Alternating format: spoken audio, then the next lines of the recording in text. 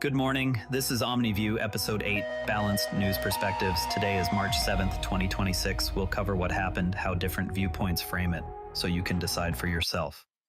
Iran's drone attack on Dubai airport escalates Middle East conflict as Israel strikes Tehran. Let's start with that drone strike on Dubai International Airport, which has thrown a major global travel hub into chaos. Iran launched a suicide drone attack on the airport, causing evacuations, flight disruptions, and leaving terminals closed for hours. British travelers were among those stranded, highlighting the immediate human impact as people scrambled for safety and alternative routes. Coverage from outlets like the Mail Online emphasizes the bold nature of this as Iranian retaliation against Israel and its allies, portraying it as a defiant stand amid ongoing regional strikes.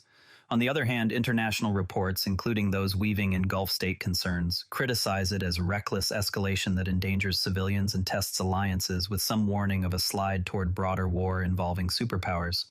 What's interesting here is how this incident underscores the vulnerability of global hubs like Dubai, where a single attack can ripple out to affect unrelated travelers and economies. One question to consider: how might these airport closures affect global travel and supply chains in the coming weeks? Shifting now to the related strikes on Tehran, which seem to be fueling this cycle of retaliation. Israel conducted fresh airstrikes on the Iranian capital following missile and drone launches from Iran. Iran's president issued apologies to neighboring countries for any attacks unless provoked, while Saudi Arabia urged Iran to avoid miscalculations after intercepting missiles aimed at its own sites. Some sources, like those in the Mail Online's live updates, portray Israel's actions as necessary self-defense to counter Iranian aggression and protect its borders.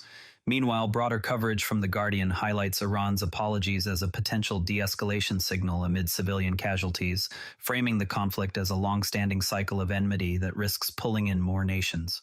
Critics on various sides argue this could lead to a wider war, while supporters see it as containing Iranian influence through strategic responses. The media literacy angle here is how apologies from leaders can shift narratives overnight, influencing both public perception and diplomatic moves.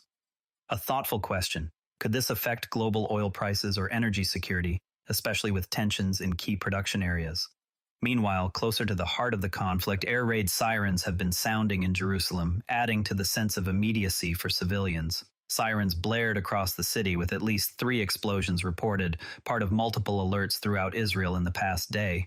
This comes amid the broader Middle East tensions involving Iran and its allies disrupting daily life for residents.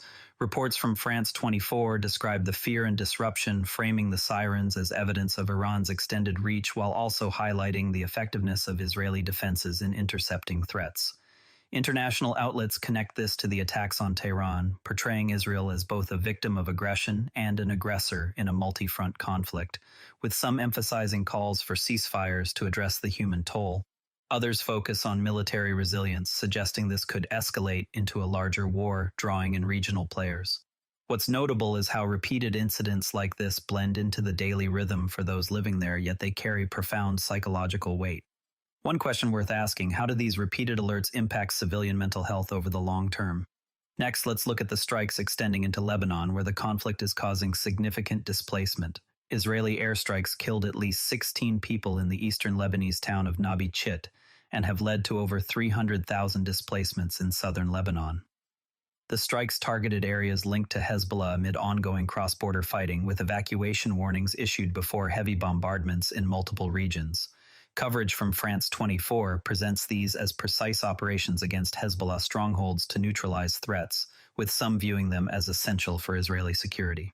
Humanitarian-focused reports, however, underscore the massive civilian suffering and displacement, framing it as an overreach that could exacerbate Lebanon's existing crises.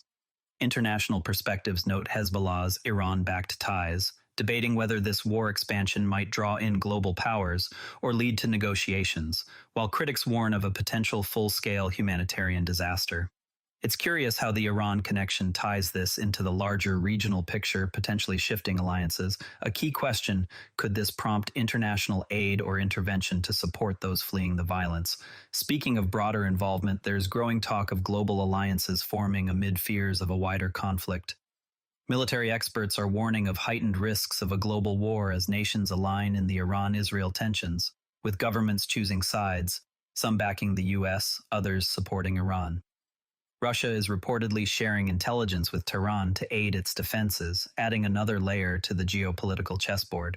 Outlets like the Mail Online map out these alliances, depicting the US and its partners as defenders of stability against Iranian aggression. In contrast, pro-Iran views frame Russia's intelligence sharing as legitimate support for a nation under attack, pointing to perceived Western hypocrisy in the process. Broader discussions explore neutral stances from other countries, with experts debating if diplomacy can prevent escalation or if military buildups signal inevitable wider involvement. The media angle here is how quickly these alliance narratives can solidify, influencing public opinion far from the front lines. Something to ponder. Could this affect non-involved nations economically, through trade disruptions or sanctions? On a related note, Gulf states are actively intercepting Iranian missiles and drones, showcasing defensive technologies in action. Countries in the region are using layered air defense systems like THAAD and Patriot batteries to counter threats crossing into their airspace amid the escalating conflict. Saudi Arabia, for instance, reported blocking attacks on its airbase and oil field, with this happening in real time. Technical analyses from Wired praise the effectiveness of these US-supplied systems as a testament to protecting key allies and maintaining regional balance. Regional views frame it as a united front against Iranian threats, though some question the sustainability of defenses under repeated assaults and note Iran's apologies to neighbors as a mixed signal.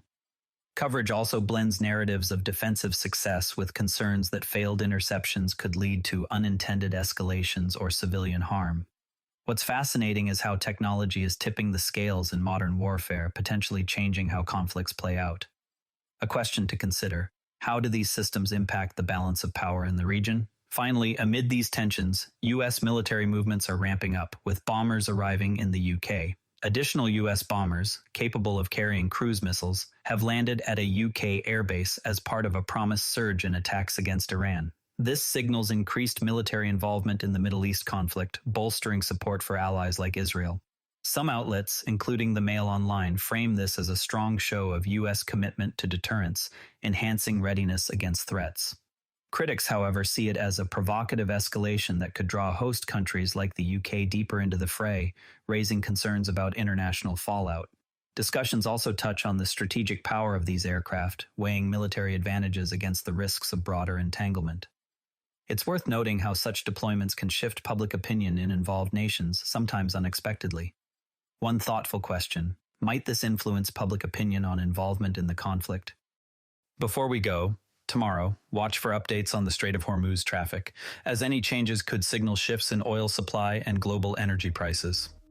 That's OmniView. For full source links and more context, check out today's written briefing on the OmniView summaries page. As always, compare outlets, look for primary documents, and separate what's known from what's assumed. If balanced perspectives are valuable to you, share this with a friend and subscribe wherever you listen. See you tomorrow. Without taking the dive,